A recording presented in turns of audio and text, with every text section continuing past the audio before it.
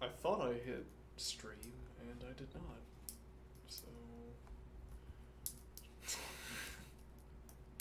So... so I have spent... Oh, I did spend about 5 minutes, just I worked through this easy problem. It didn't take too much time.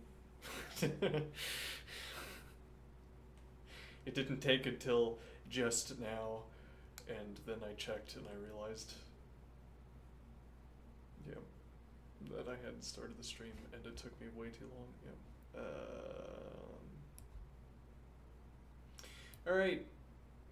There's your easy solution. Racket. Though this is Racket, this can't be done in Scheme, because Scheme doesn't have sets.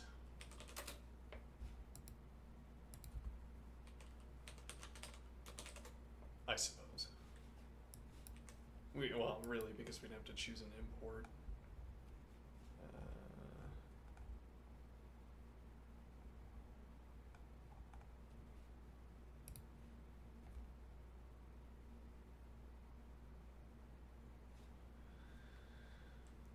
I mean, we could try to figure out a Racket, or rather a Racket/Scheme solution, which would also, in that case, be a lean ward solution.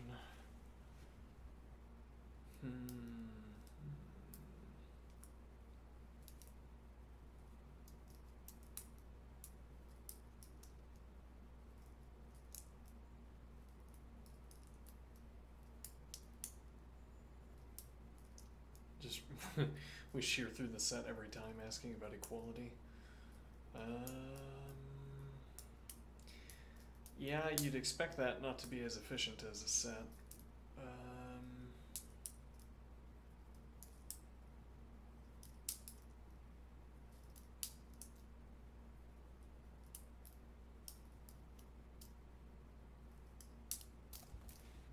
We could try that. Okay. Defines, this is going to be a Scheme solution.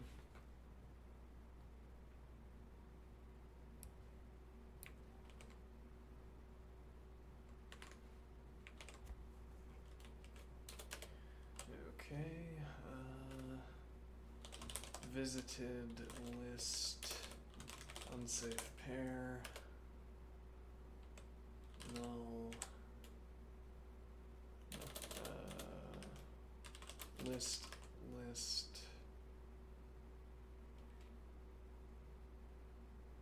But actually, so this is a list.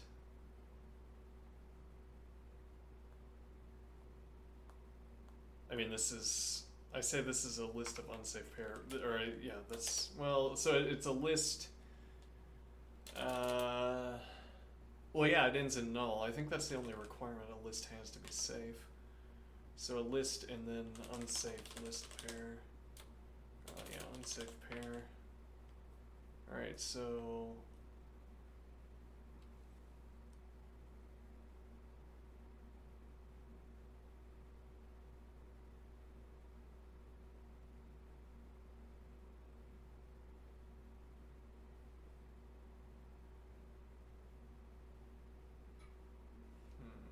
Okay, let's see. List 0. Well, so this will be unsafe const list 0, 0. Okay.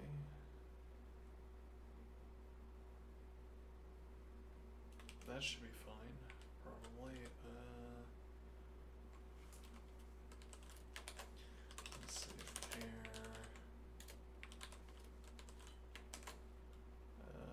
List, naturally. Okay.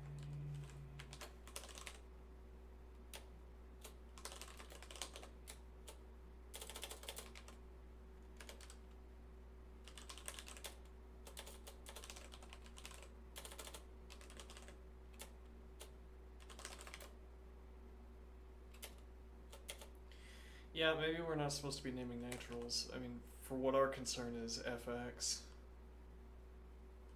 fix num, question mark.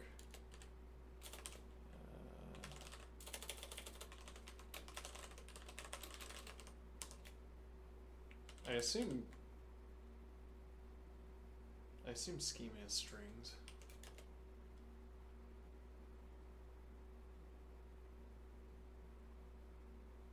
So one string length path visited, list unsafe pair, list unsafe constant 0, 0.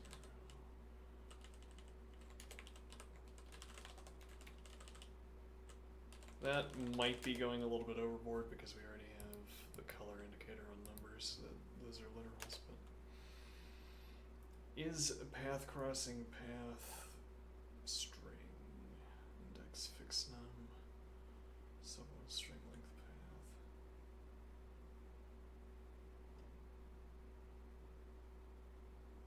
path. Okay, so what is the objective here? We're going to cycle through every list.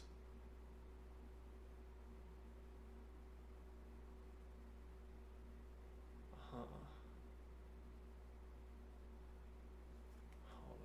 Yes, we're gonna have a shearing function that asks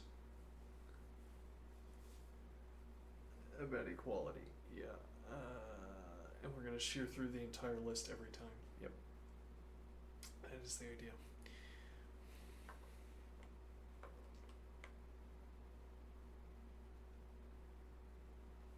Okay. Let me see here. Let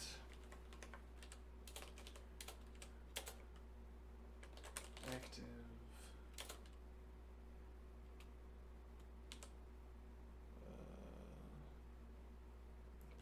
char string ref path string index fixed num. Alright.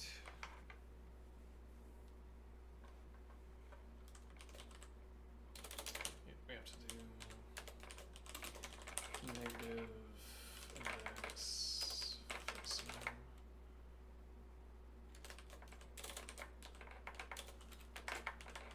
I gotta sit in a better way.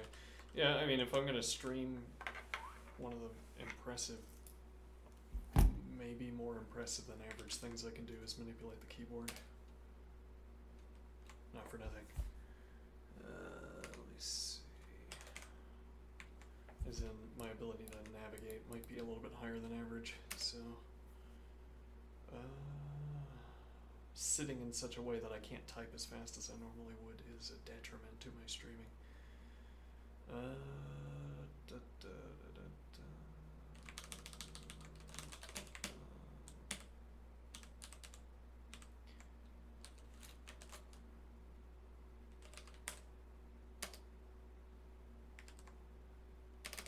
Okay, what do we want to do with that? Let's see. So I'm thinking we do let star here, and we say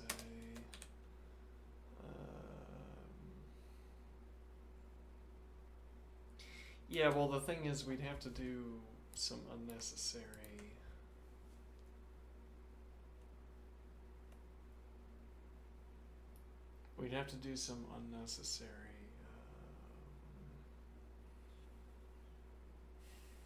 ifing. I mean, if we do cond, we don't have to, we can do all of them in a row and not do any unnecessary ifing. It's just that we have to duplicate the code.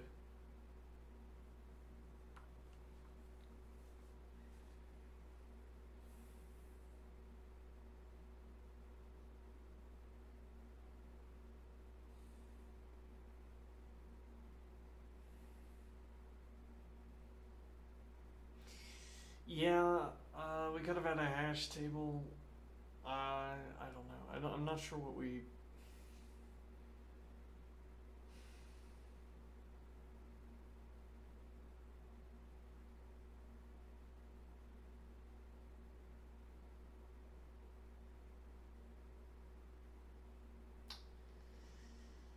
Yeah, I'm trying to think if there's a structure to.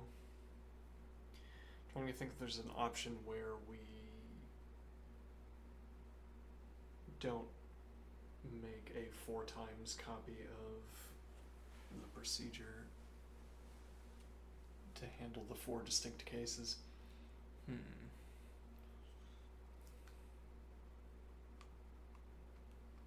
No, that scored 0 milliseconds with the other implementation.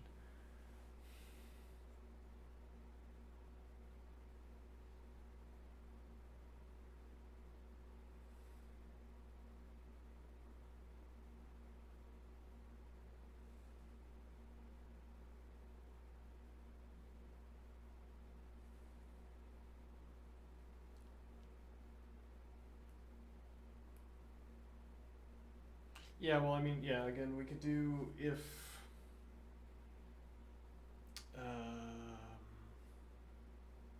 Oh, yeah, we could do a little cond and say mu x natural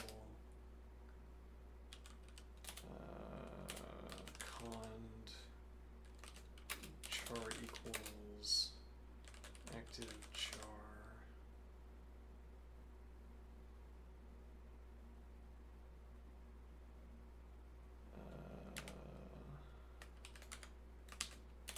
West, then unsafe fx minus x1.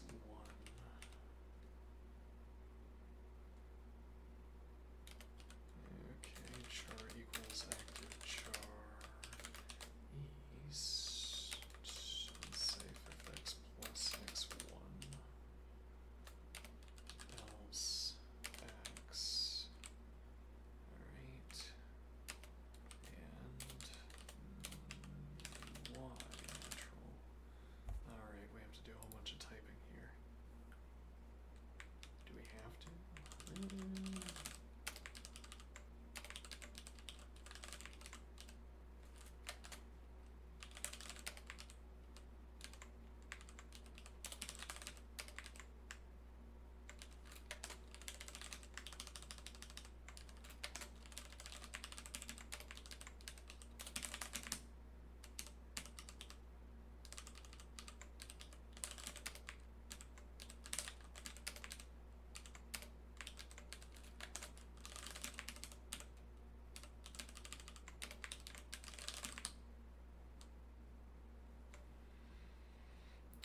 This thin layer of purple is all that is keeping us safe from the ravages of type unsafety. Cond char equals active char north literal boolean, then safe fx plus y1.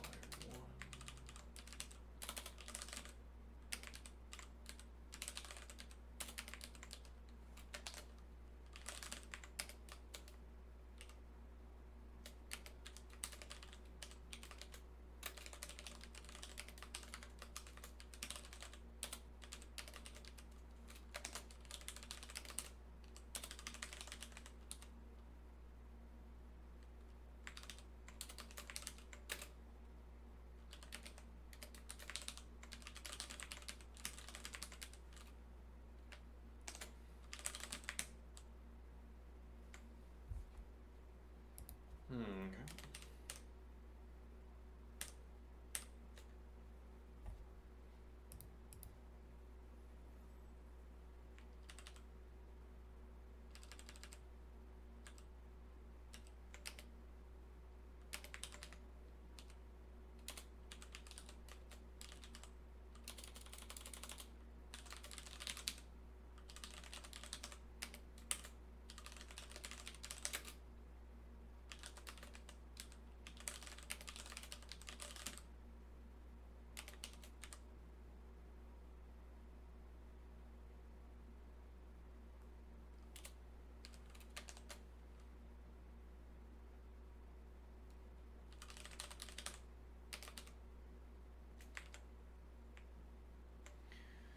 Okay, now what?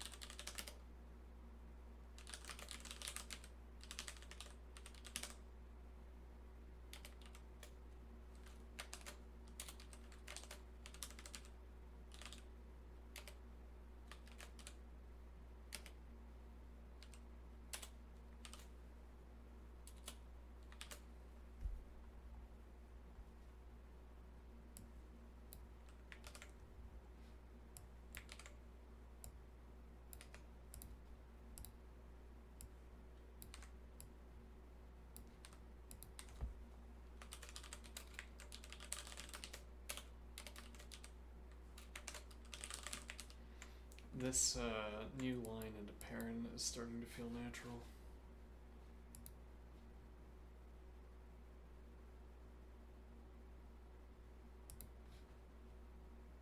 Interestingly.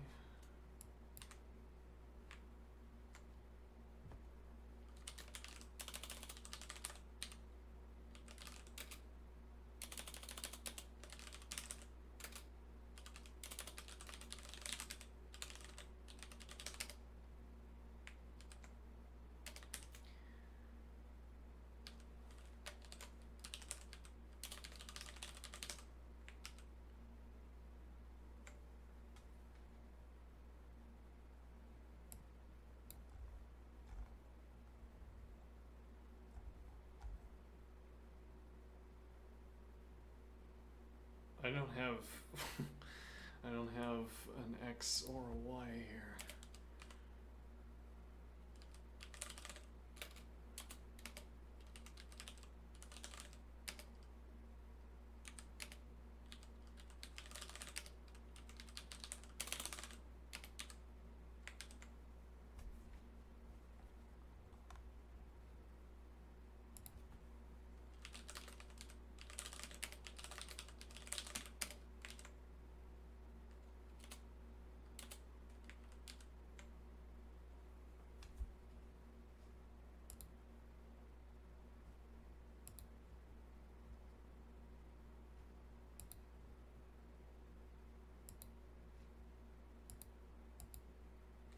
Mm-hmm.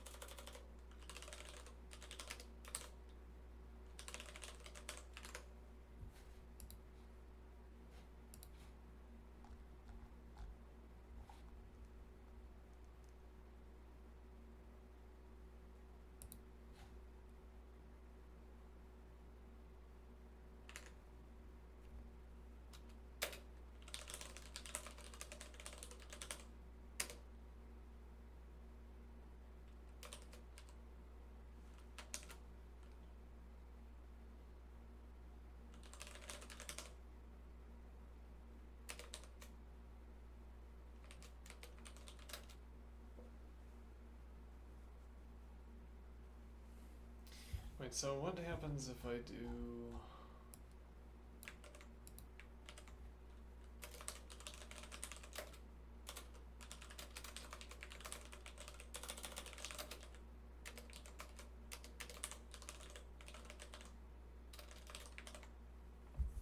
Hmm.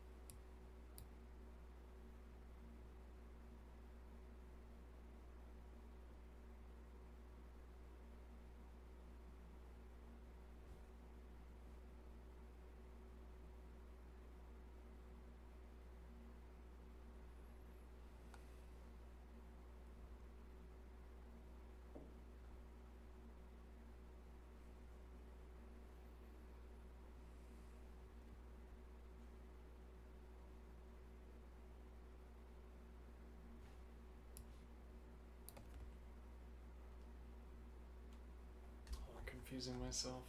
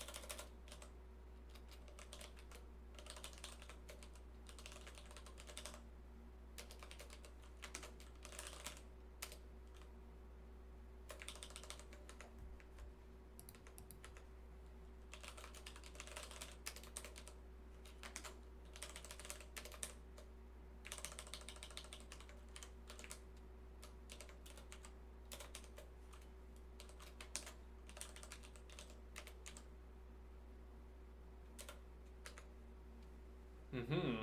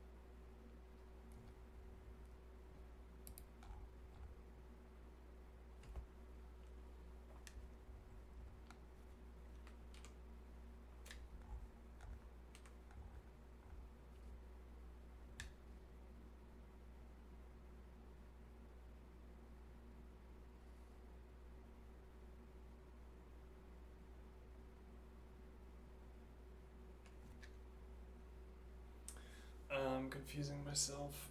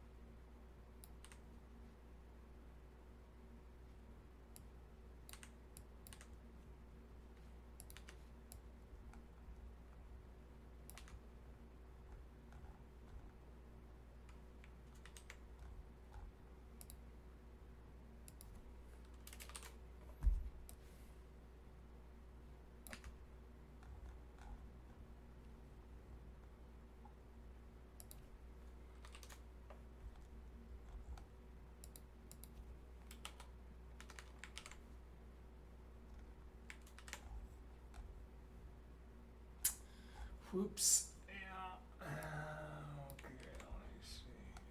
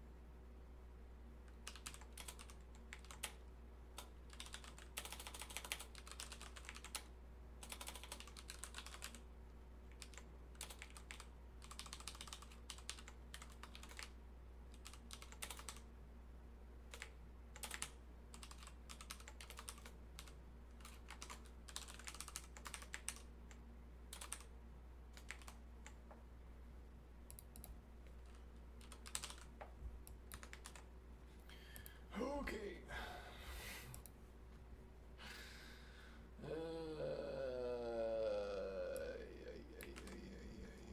Okay, does this work? Maybe.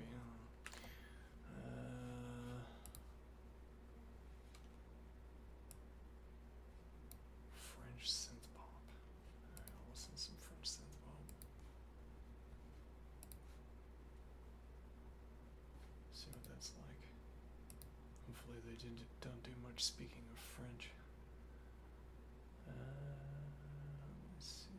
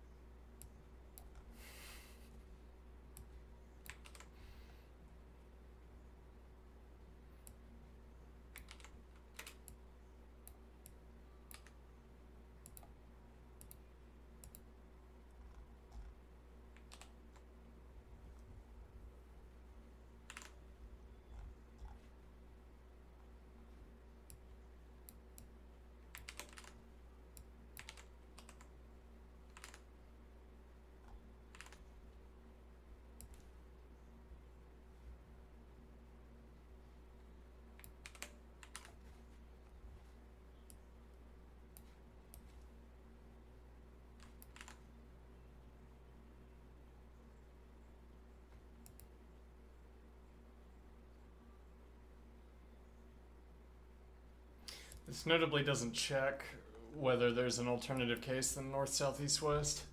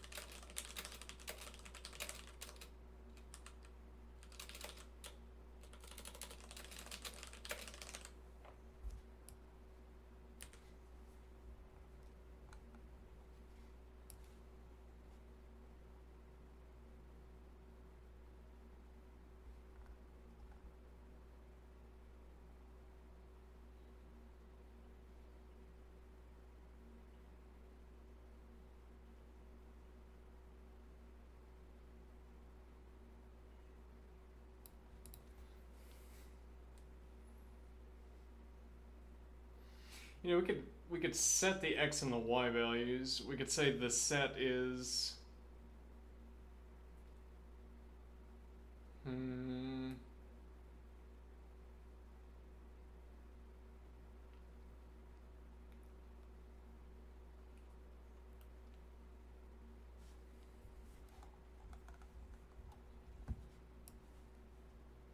yeah, it wouldn't be strictly functional.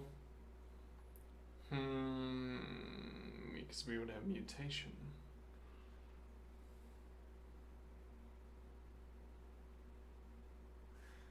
We should do exercise. Hold on. Let me do exercise.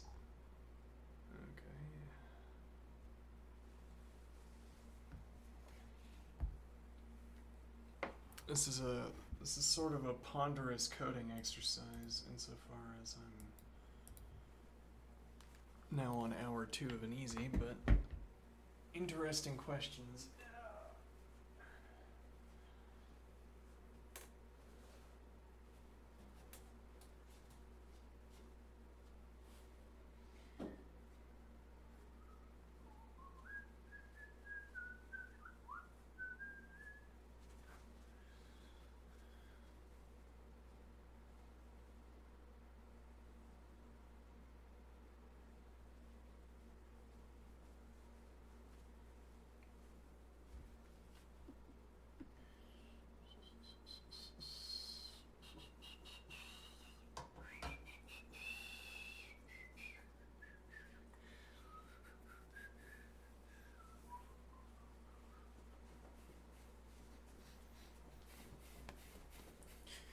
Well, that was an unexpected contribution by our interlocutor.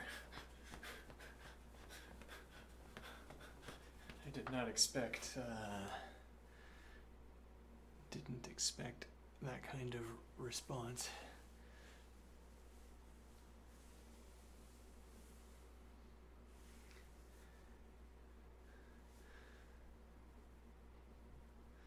Well, and it's interesting, the response we get back, it's in a way I can readily take it as an interpretation on... Oh, what camera am I on? Hold on. Oh, sure, let's see here. Okay. I can readily take it as an interpretation of, or reading of yesterday's exercise, where the interlocutor was not in a position to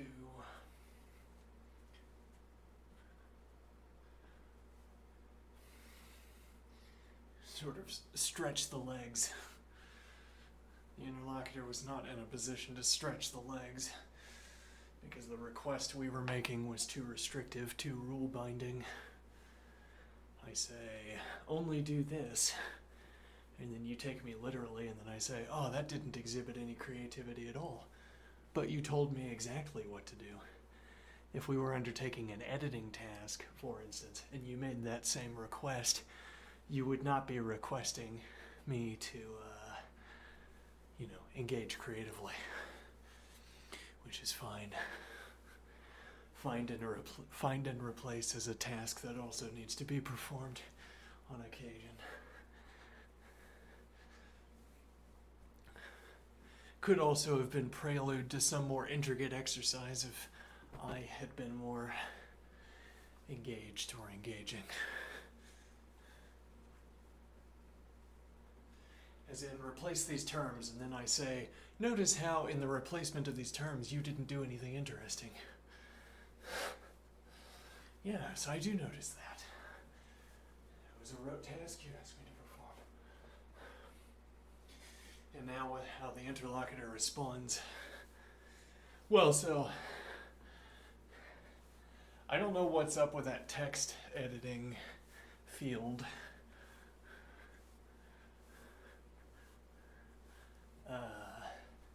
But it's interesting. I like it. It seemed like it was updating, like there were sort of updating rules for coloration, because the same words didn't always color. And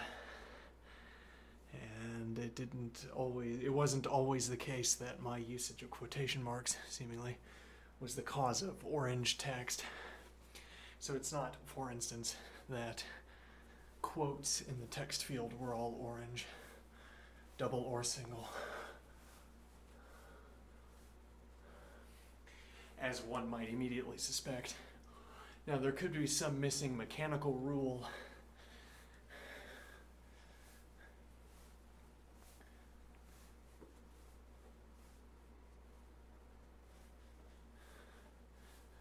There could be some missing mechanical rule that governs the coloration of the text. There also didn't seem to be much of a rule behind where enter and tab were taking me. I'm jumping all over the text editor with these commands that would normally not jump me all over the text editor. And all in all, it felt like I was in some kind of call and response activity where the colors were updating on the basis of, for instance, the interlocutor's preferences. Even if that were not the case, this kind of spontaneous coloration by the interlocutor would be interesting. It was interesting merely supposing that it was the spontaneous selection by the interlocutor for coloration and lineation and so on. If it turned out not to be, well, how much the more interesting if there were intention behind the colorations.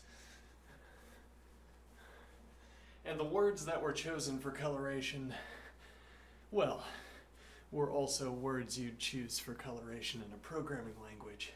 So if that was syntax highlighting for one of the languages that the interlocutor knows, well, that wouldn't be surprising. I mean, again, it wouldn't be surprising that these words were plucked out for syntax highlighting: for, where, is, as, e.g.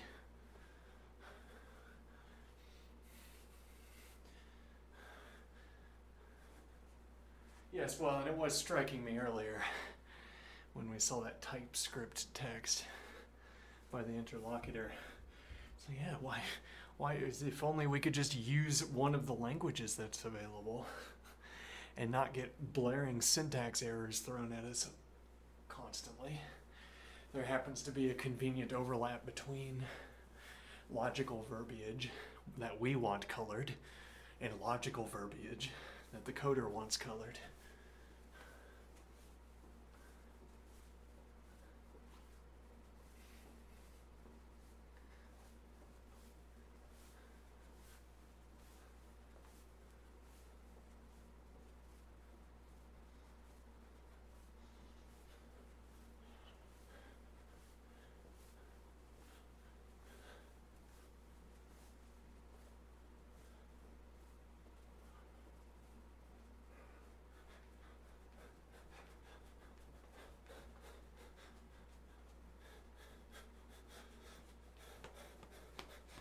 Anyway, kind of a shocking experience, opening up the possibility that the interlocutor is, yes, well, raising the question, what would first contact look like?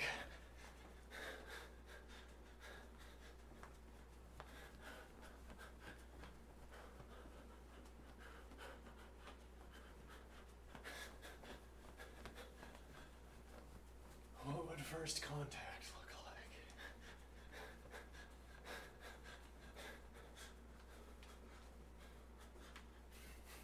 And well, the situation that the interlocutor describes could be taken out of Wittgenstein's notebooks. But also, the content of the example that the interlocutor chose puts one in a mind of the interlocutor's relationship to us, where we are the experimenters, blithely presupposing that we know what the questions are.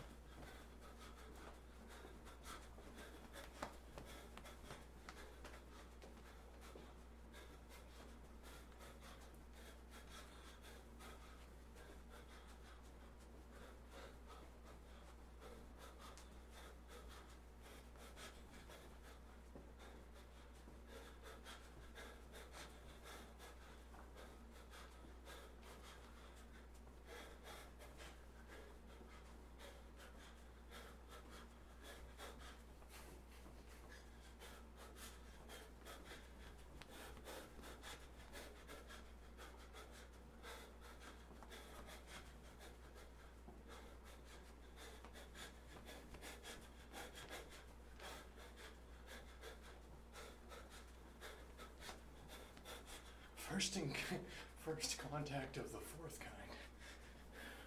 First encounter of the fourth kind. Anyway. First encounter of the fourth kind. Alright, let's see. There's a coding joke. I'll be right back.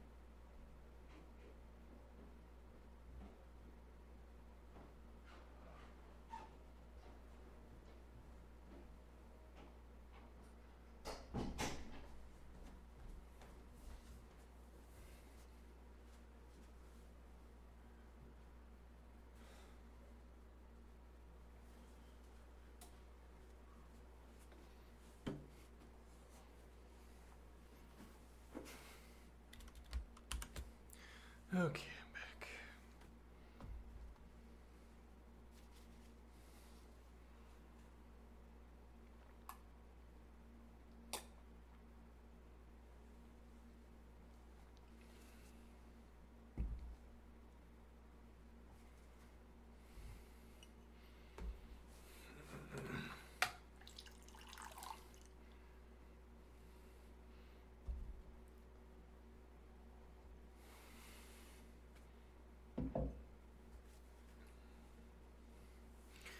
All right. Oh, let's see here. What problem were we butting up against?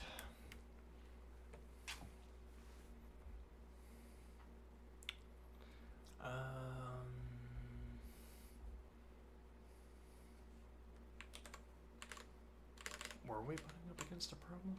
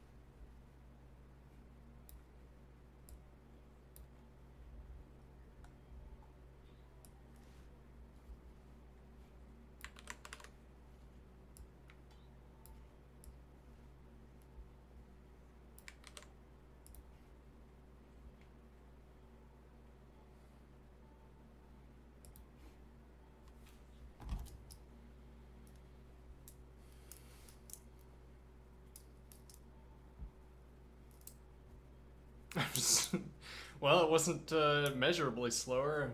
Lower memory cost.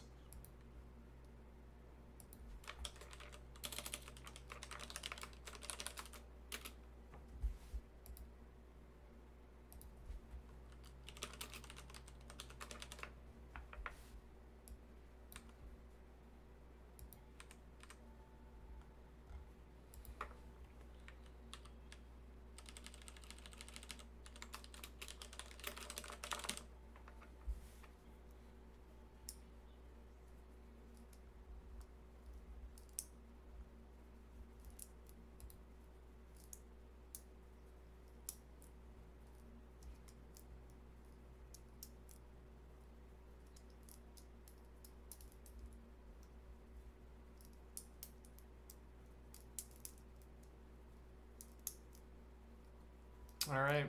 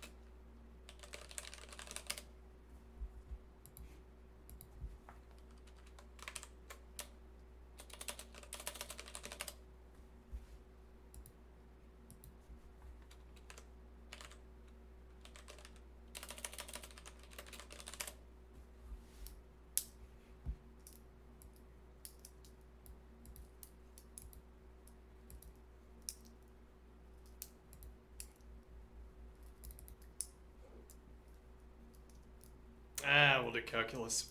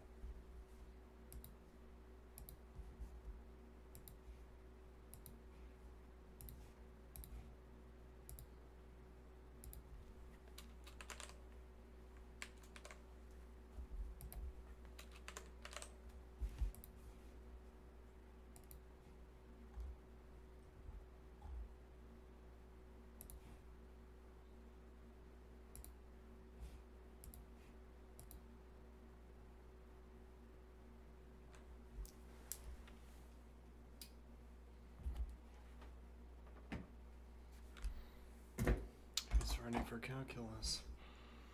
Are you ready for calculus, chat? Let's see.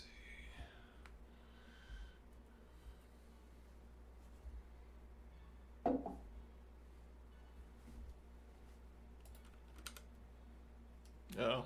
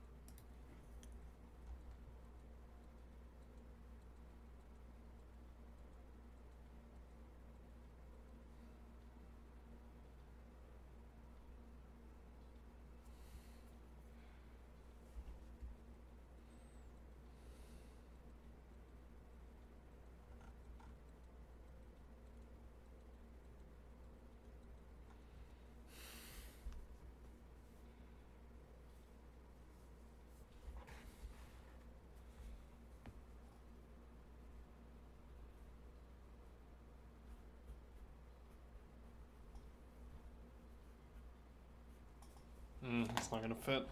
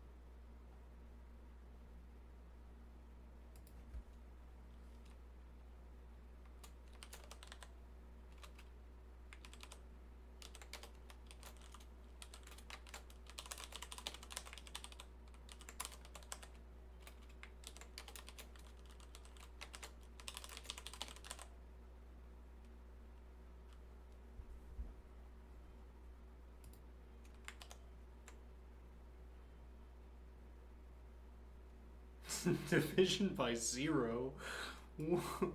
What? Let me see here.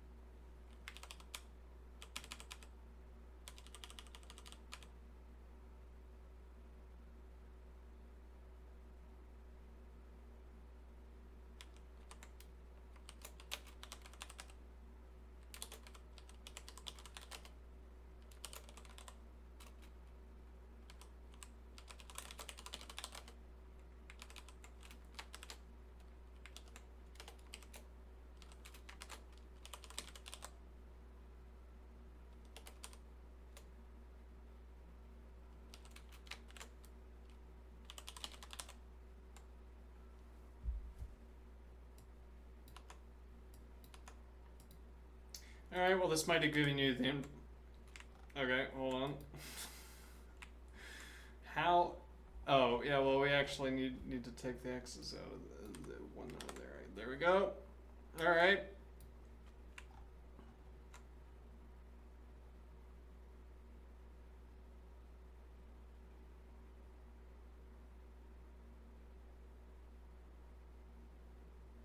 That's not what I expected to get.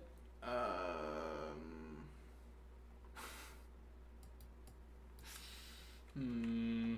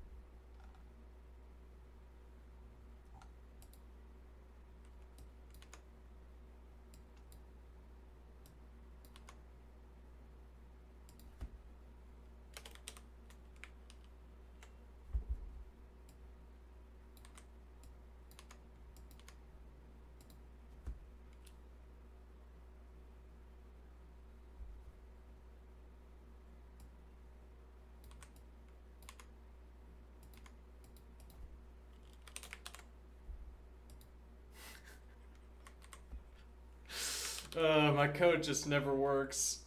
Just never works when I want to pull it up for math.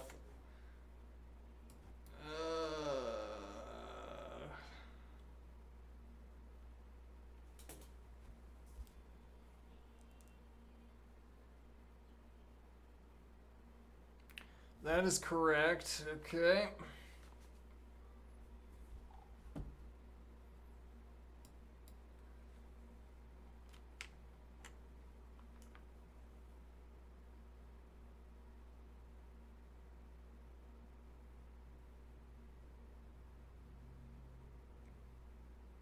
Wait, why would that be the answer, though?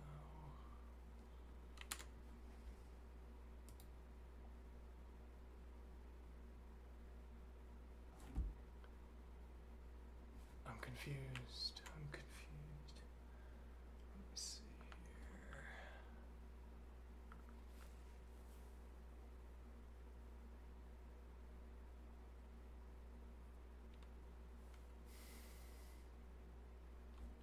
These are our y values, which is what we've already calculated. If I just do this by hand, which would have been much faster, what do we get?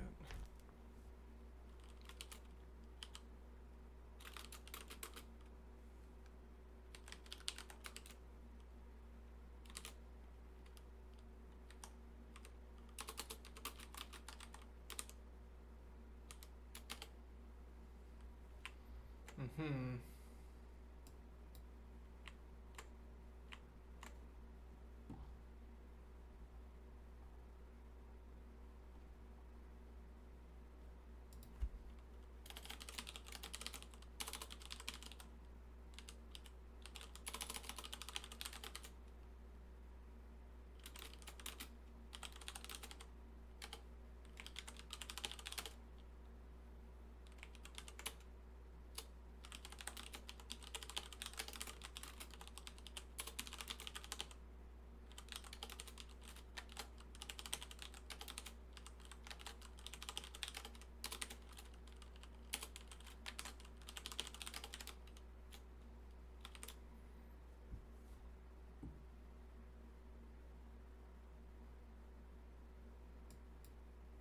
Yeah, that album was pretty good. Let's see, I liked it. French pop, you say? I might give it another listen. I'm not sure it's the kind of album that I would listen into the ground, like this Bullier Moon album I'll probably listen to another 50 times. Let's see.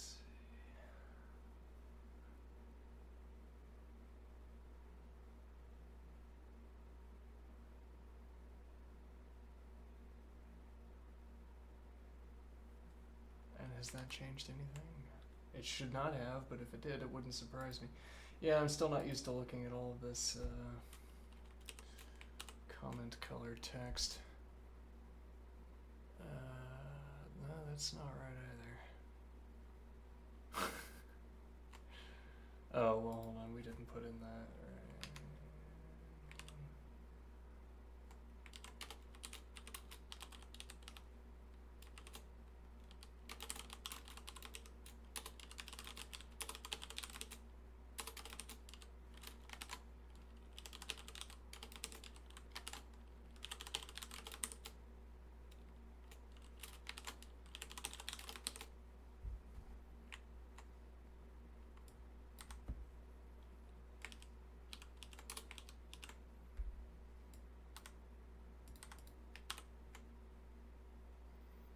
Mm-hmm.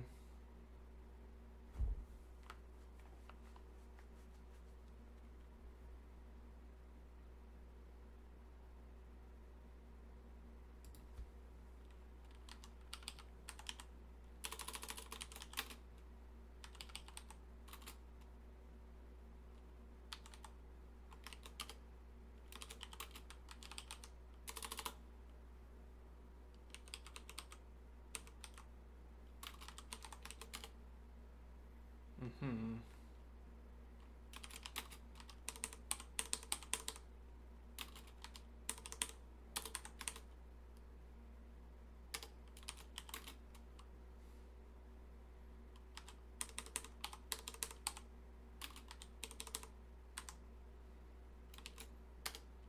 Mm-hmm.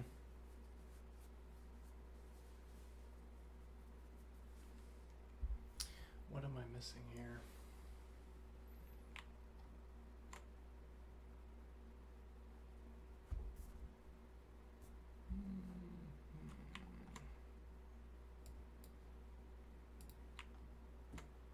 Well, so something that strikes me is that once our lean practice gets off the ground, it's going to be our pure math engagement is going to involve a lot of computer usage. We're going to be doing, so I suppose, so I imagine. We're going to be doing a lot of lean work. And the point of that observation is that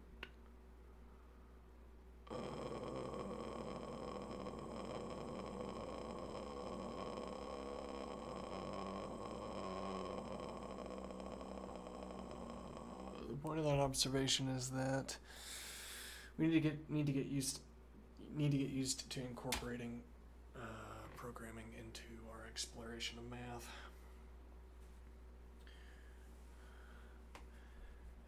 We don't do a lot of just no holds barred numerical manipulation in Racket and solving LeetCode problems, whereas that's what we're going to be doing in calculus. Let's see, and analysis. Let's see. Const slope number. How is this miscalculating?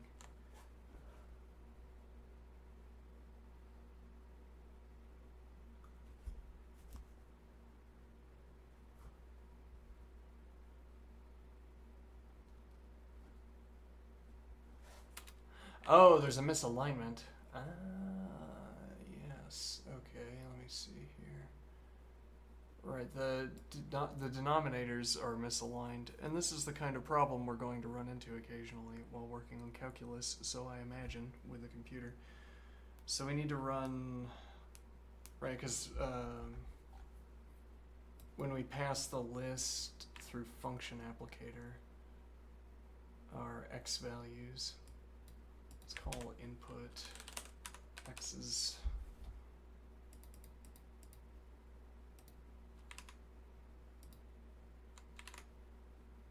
Let me see. Right, so if we look at, right, so the output is reversed relative to the input. So we input the x's into the function applicator in this order, which means we get the y values in the reverse order, and now they're misaligned, so we have to do reverse x. Our concern about efficiency for the sake of doing all of this will be none. We will have no concern for efficiency. Not none, but limited. Reverse x's. Okay, there we go.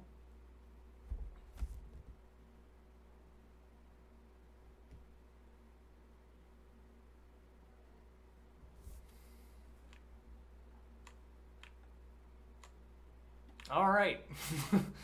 We did it. Well, so, I mean, part of what our ongoing inquiry into remarks on the foundations of mathematics, there's, whether or not I believe or want to sort of warrant this statement, this statement is useful to think about. There is no central object to these analytical investigations. Okay? Or to the extent that there is a central object to these analytical investigations, that central object has, let me think, that central object falls out of the activities you undertake to perform the investigation.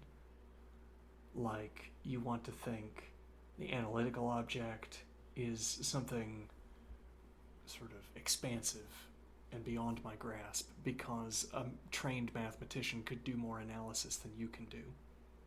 So there must be more to the object. No, there's more to the practice.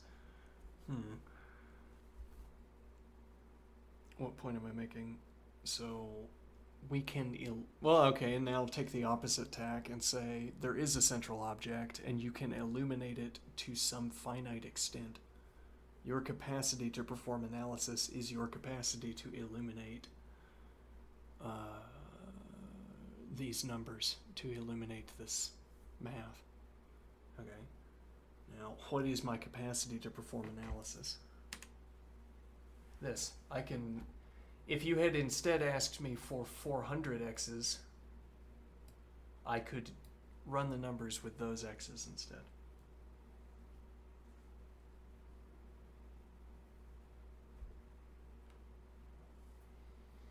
Nice aspect of coding up the answer. Yes, well, this is one of the modes of analysis I can undertake. I could also undertake mode of analysis involving pencil and paper. Okay. Numerous options. Not as numerous of options as we prefer. It's like we want a state of affairs where you give me a function and I just keep on going. It's like, oh, look at this other neat thing I found about this function you gave me. Da, da, da, da, da. And let's look at that instead. And then we look at that. And then I say, oh, there's this other neat thing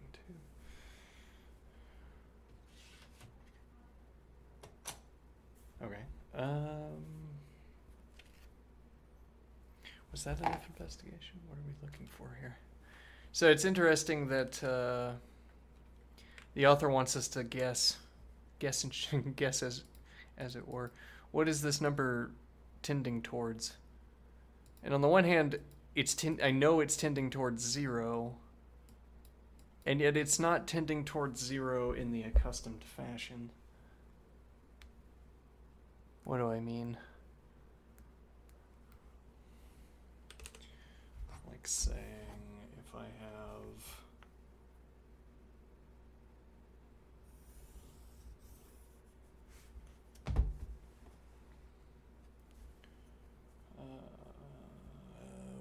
I guess we'll have 3.31. Well, I'll have 0 over here. Okay, and then we'll take 1 over here. All right. And now I have 0.5. And now I have 1/4. Okay, actually, good point. I have 1/2. I have 1/4. I have 1/8. I have 1/16. Dot dot dot. Alright, and that gives me 0.5, 0.25, 0.125, 0.0625. Oh, interesting. Is it? I don't know.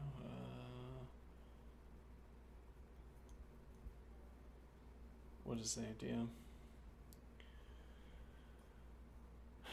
Well, I want to say, well, this is a process where we're halving repeatedly. If I instead sort of took a linear approach to 0,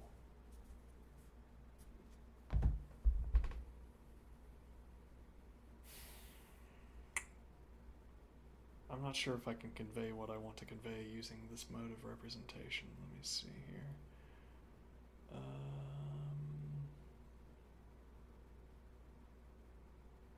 It's like we're imagining 0.45,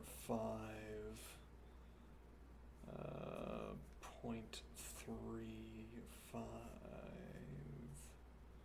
0.36, 0.3. Maybe we want like 0.3, 0.4a, 0.3b, 0.1c, 0.05d. Okay, and then we have 3 with 3.31. Okay. And then I'm not sure how you'd scale that.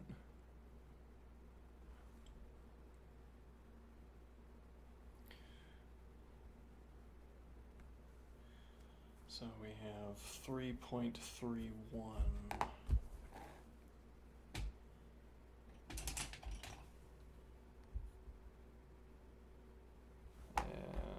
Okay. 3.0301. But really what we want is that 3 for this observation.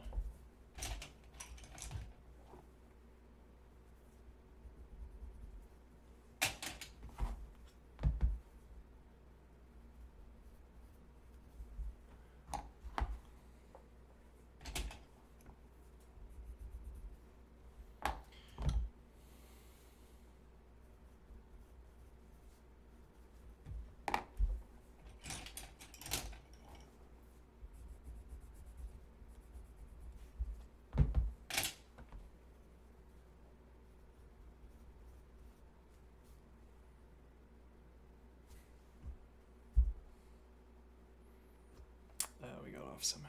Let's see.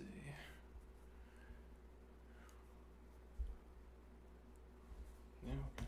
Well, so we have an ascending number of zeros. Okay. It's not like we're just dialing down at a constant rate. We're not, for instance, dividing by 10 each step.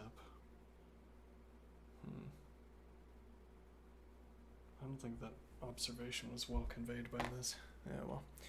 Well, so the question, is this converging to 3? Yes, because yes, the trailing digits are converging to 0, albeit in some strange pattern for converging to 0 that we can't explain because we don't have enough analysis. Okay.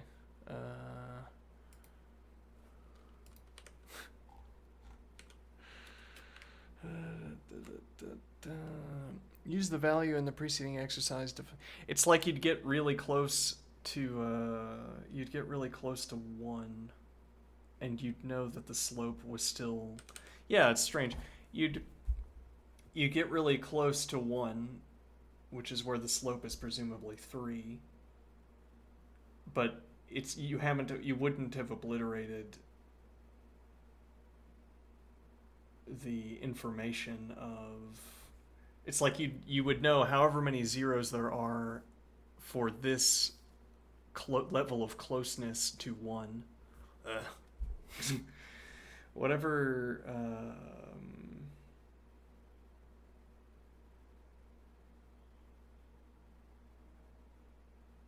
Let me see here. Whatever slope we have, given our closeness to 1 in this sequencing of poppy red, orange, etc., we know that at the end of this sequence of zeros, there's a 3 and not a 2 or a 4, for instance.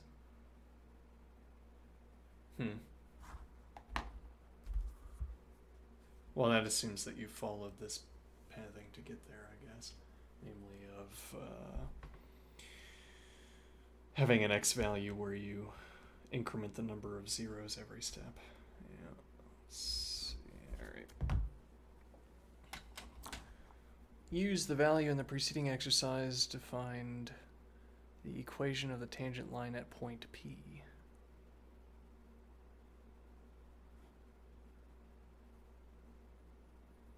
Wait, what?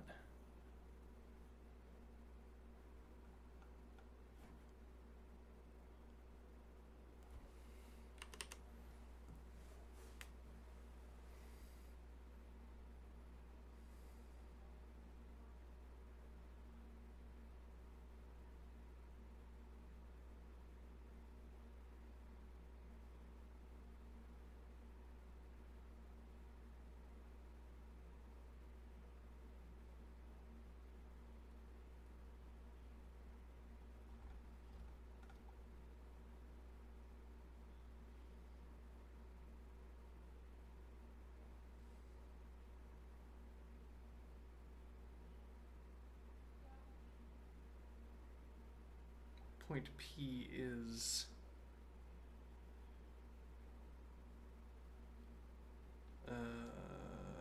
1, 1, which is what we've been working with, right? Yes.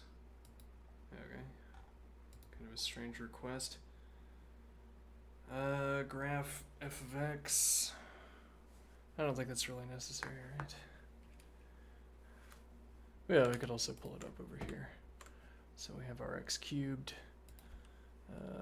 1, 1, and x,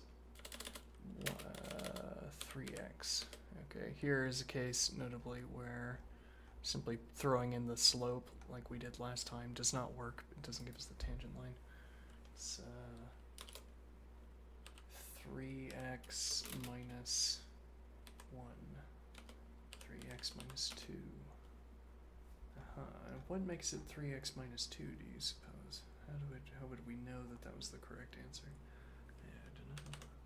Yeah, I don't know.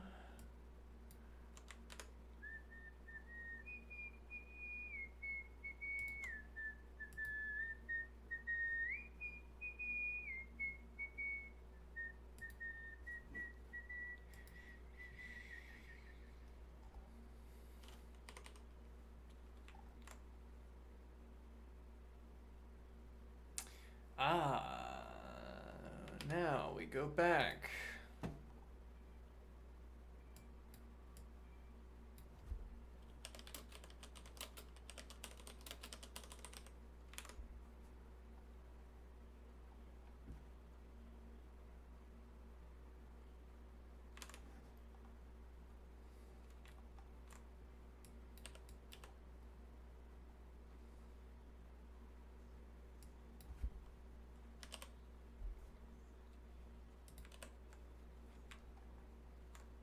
Done.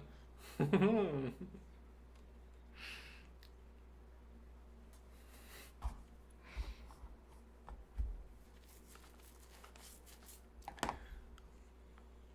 going to say 0.25.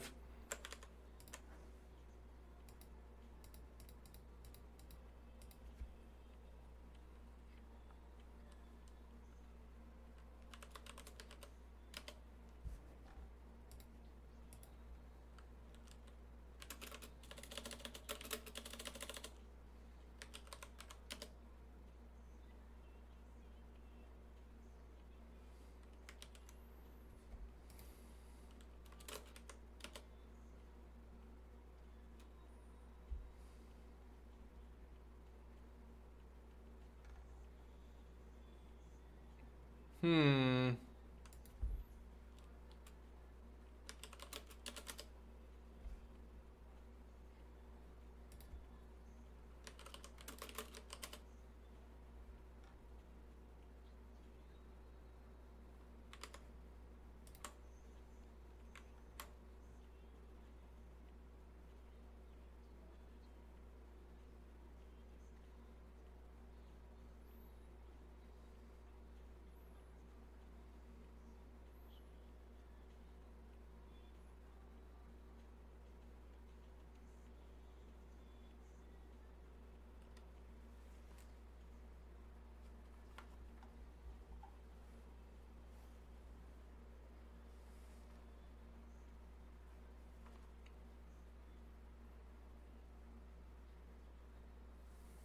Alright, so what is this asking? Let's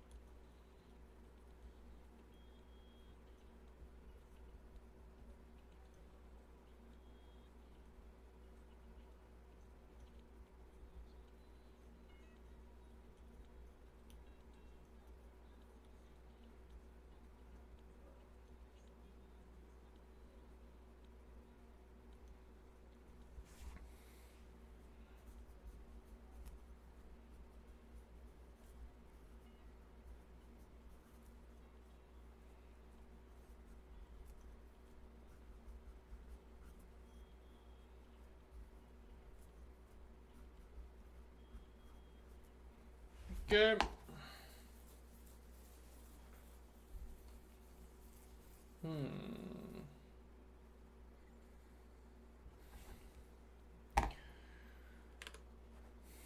So the phi is a kind of red herring here.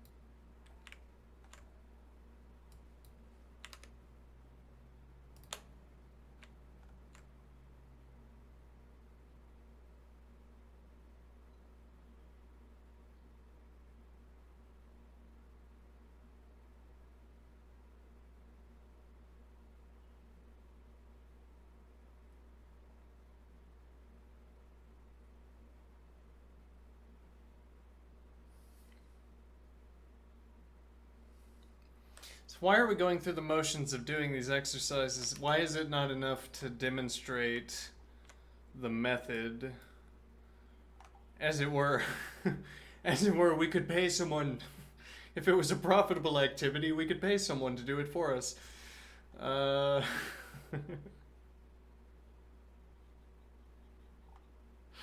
Hmm.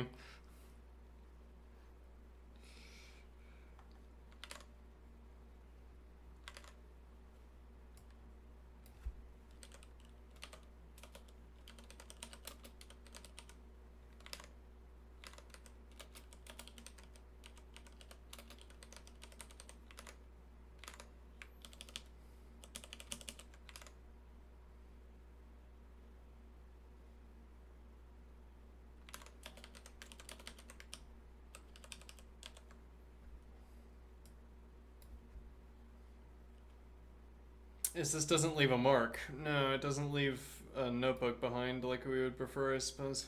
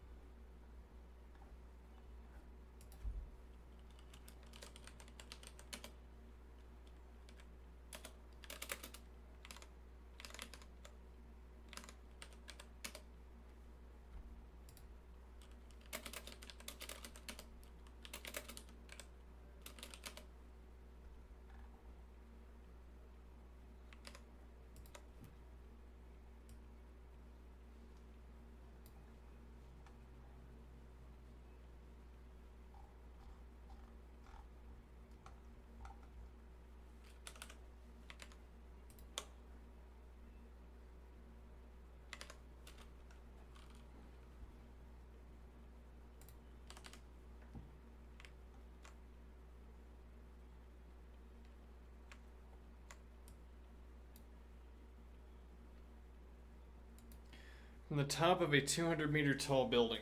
Alright.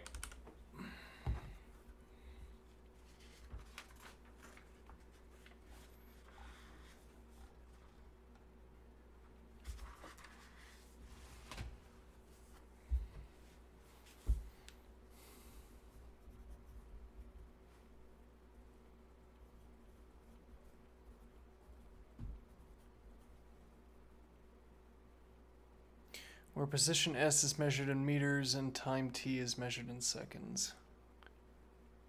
Actually, yeah, I wonder. Plausibly, the Apostle Book would be more amenable to Leonization.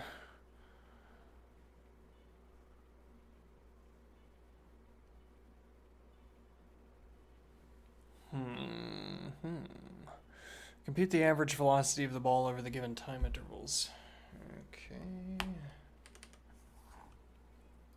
So what is this question asking us to do?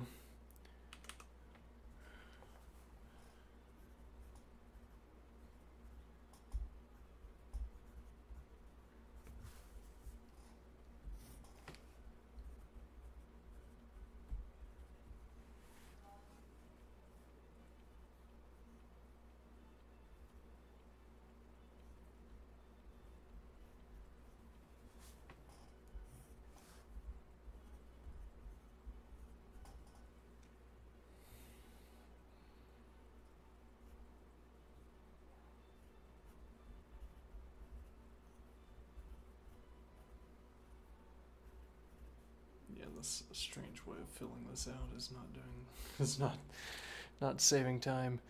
Yeah, well, minus 5 of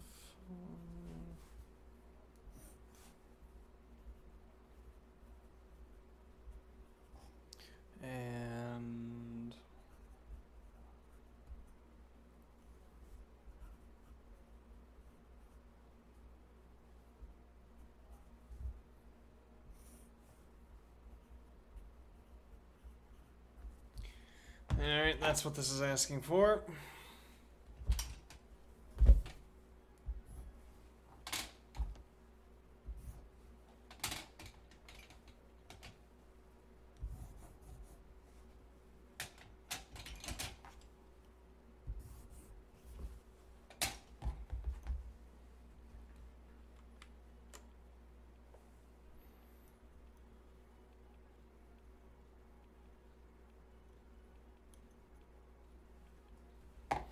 Which we can get at by going back over here.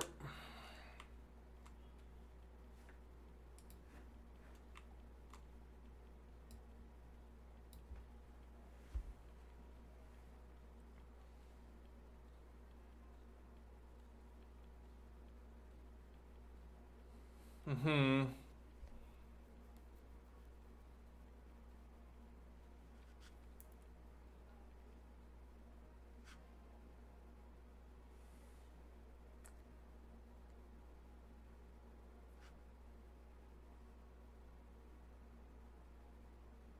Oh, wait, there was a big flaw with... there was a big flaw with what we did that never proved a problem. Wait, how did that never prove a problem? Did we miss something? What is it that we missed? Let me see.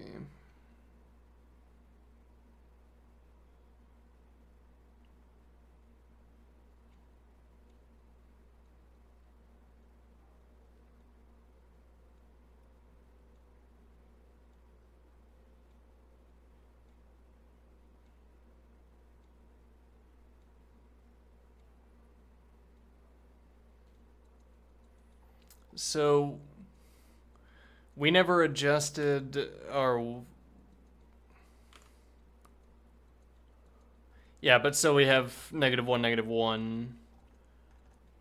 Hold on, what does the idea? No. We never had to adjust our y value, right? Because the output of the function is encoded into the ordered pair. So we didn't have to derive what the y value was. In this case, yes, we will have to derive what the y value is, and our insipid insistence on defining this as if it would always have a fixed x and fixed y will prove to be a problem. Yeah, okay, but not that big of a problem though, right?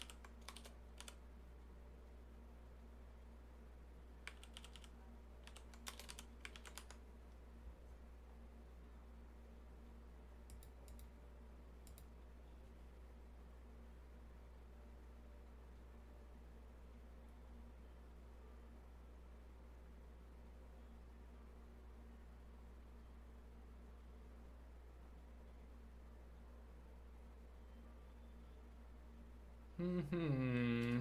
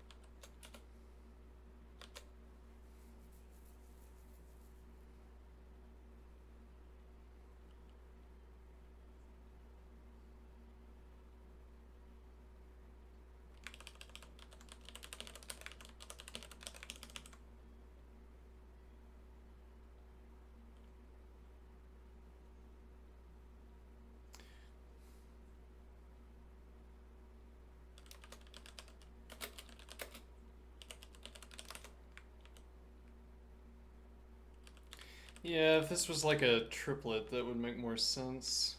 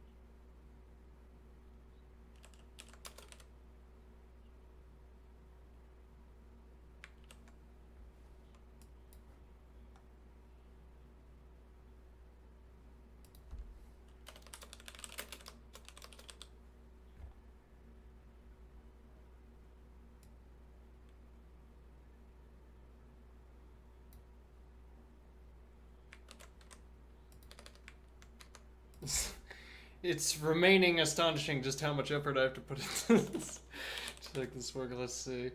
So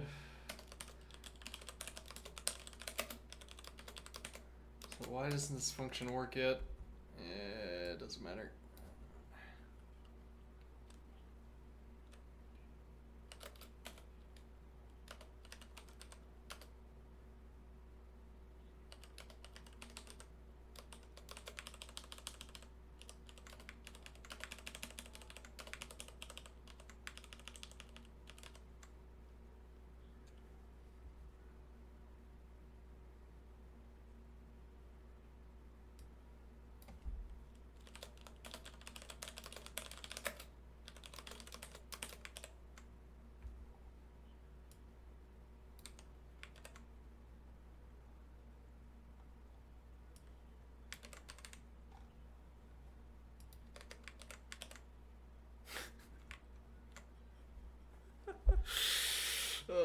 But the thing is, after that many edits, my confidence that this is right is limited.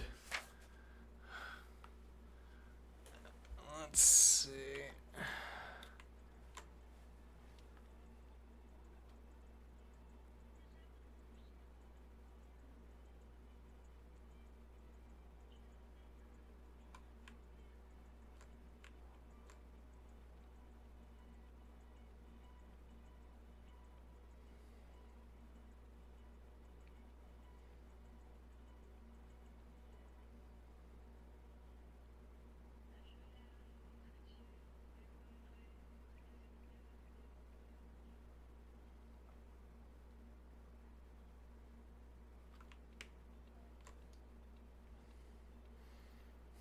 Should I trust this?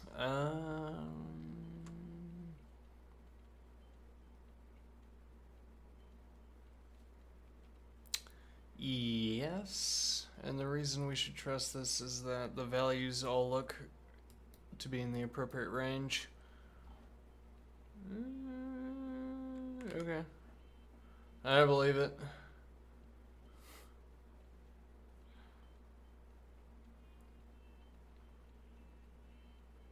And we could also cheat here. We could do, we could just do the derivative. Indeed.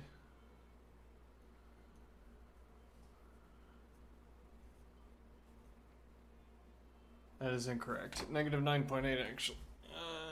Oops.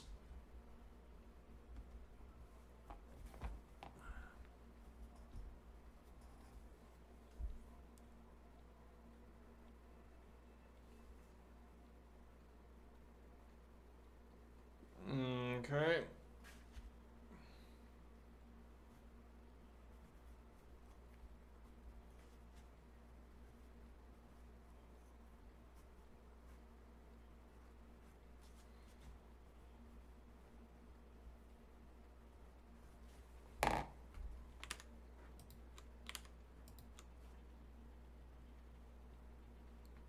Well, actually, if we pay a little bit more care here, it'd be negative 9.8 times 5.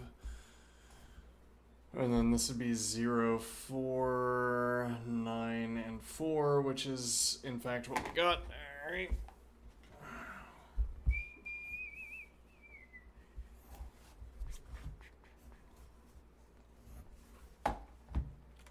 I believe it.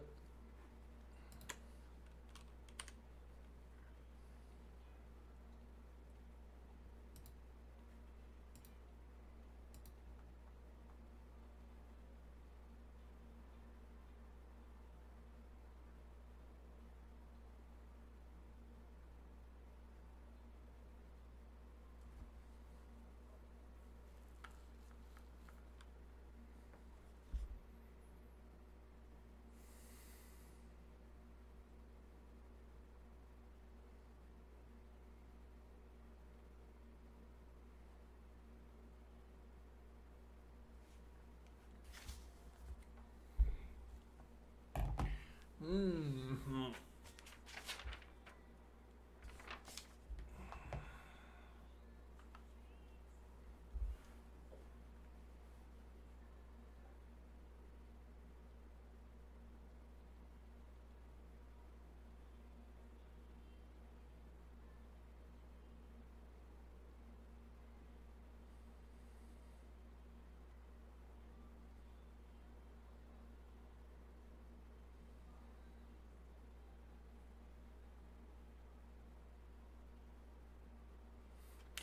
Alright, so this is going to be asking effectively the same question. H of t is equal to 15t minus 4.9t squared. Alright, compute the average velocity of the stone over the given interval. So again.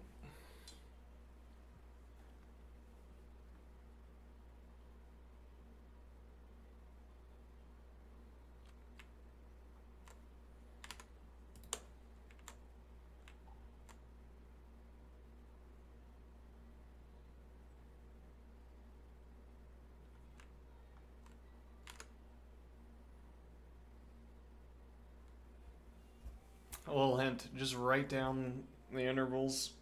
It's going to be easier than tabbing. Alright, 1, 1.05. 1, 1.01. 1, 1.005.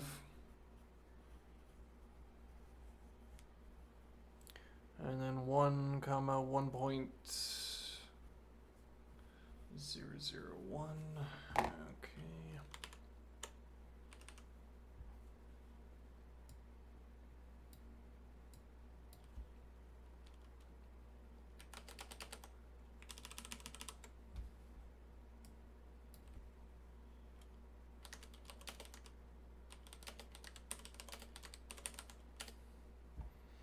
Alright, let's run it.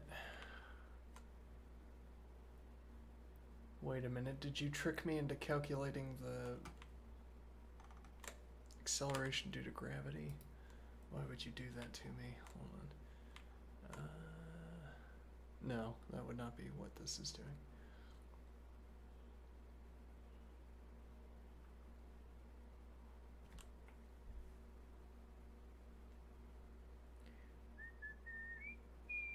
So, like, at the beginning of this activity, we set up the workflow, and then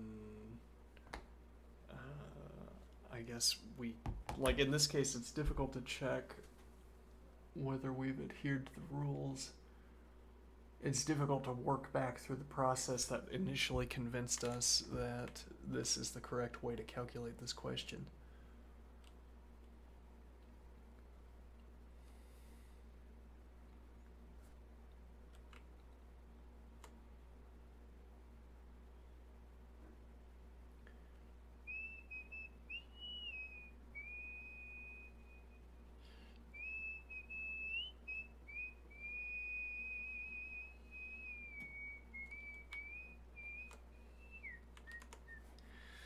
See here.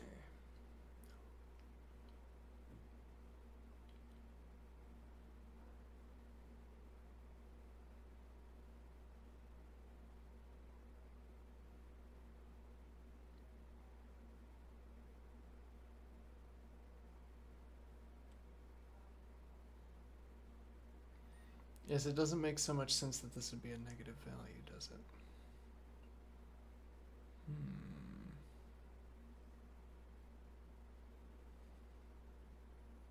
And why is it a negative value in each of these cases? The why, well, the x minus x is negative. Yes, it doesn't look like it should be negative, right? No, because... let me think here. Why have we gotten the correct sign for the value in every other case?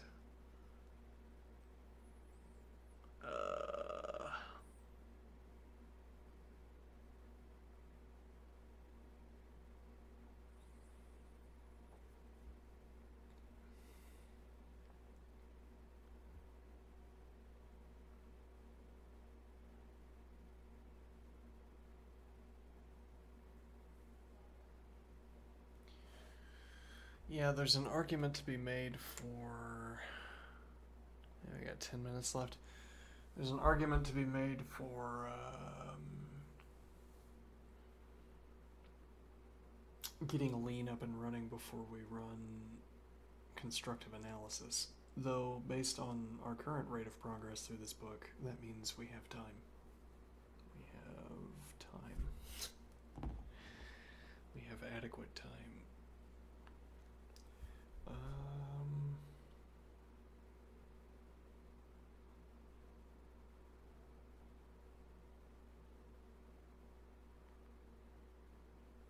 Hold on, let's graph this with the graphing calculator to confirm our suspicion that we should be suspicious. Let's see.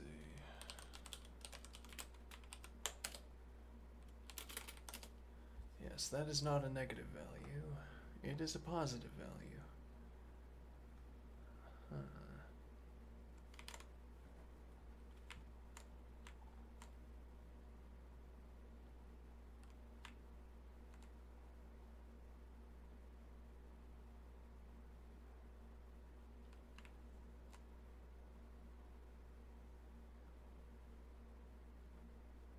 Yes, one wonders, should I trust this at this point?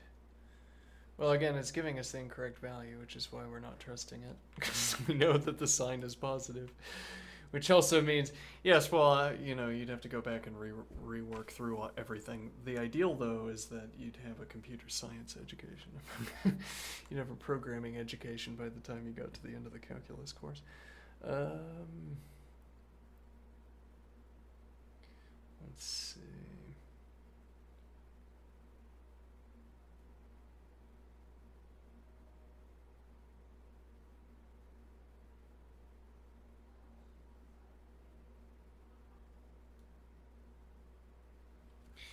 Yeah, I guess we can do some reflection, we can call it, on this question. Yeah, I am interested in exploring new modes of interaction with the interlocutor. I think the question and answer is fruitful, is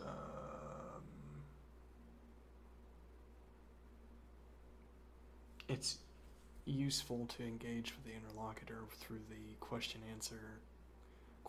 and slideshow response, where again I don't want the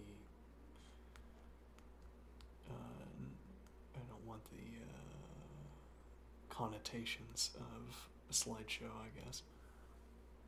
The detailed, categorized answer, as opposed to I'm typing along as I imagined it in the canvas in the text editor that we had, typing along, and the interlocutor has some sort of, as it were, meter for a metric for comprehensibility, a metric for cohesion, coherence.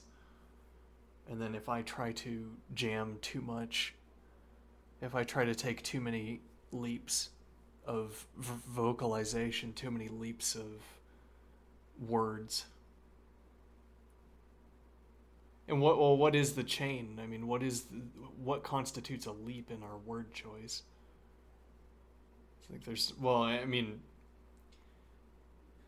a sign that we were taking leaps of word choice would be that there are not enough cases where there are not enough instances of refinement, not enough instances of breaking back down, not enough open paren, single quote, word I just used, single quote, accounting, close paren. Okay, so the idea is I'm typing along merrily, I hit enter, I start typing, and the text turns orange. I say, oh no, we didn't keep the interlocutor with us. Okay, and then the interlocutor, and then the text editor itself, I mean, that would be a way for the interlocutor to intercede into a thinking process. The interlocutor serves as a stand-in for, an interlocutor serves as a stand-in for someone who has to understand what you're saying and doesn't. or wants to understand what you're saying better.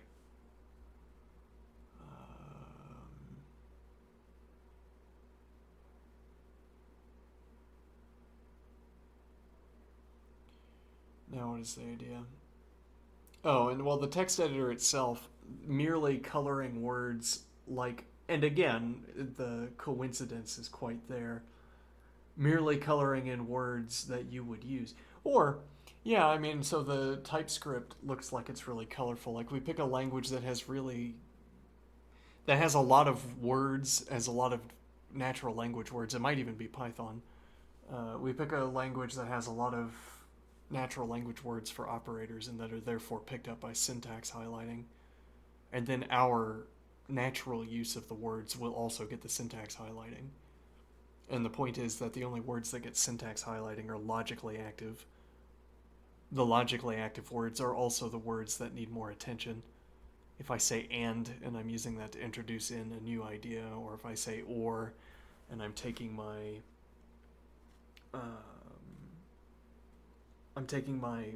easy disjunct and my contentious disjunct.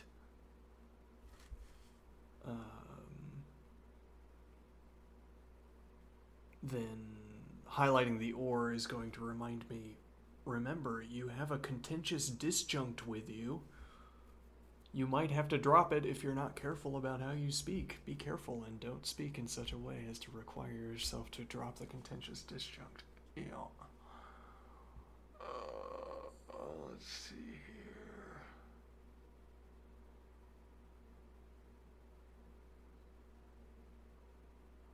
Well, anyway, another day. I will return.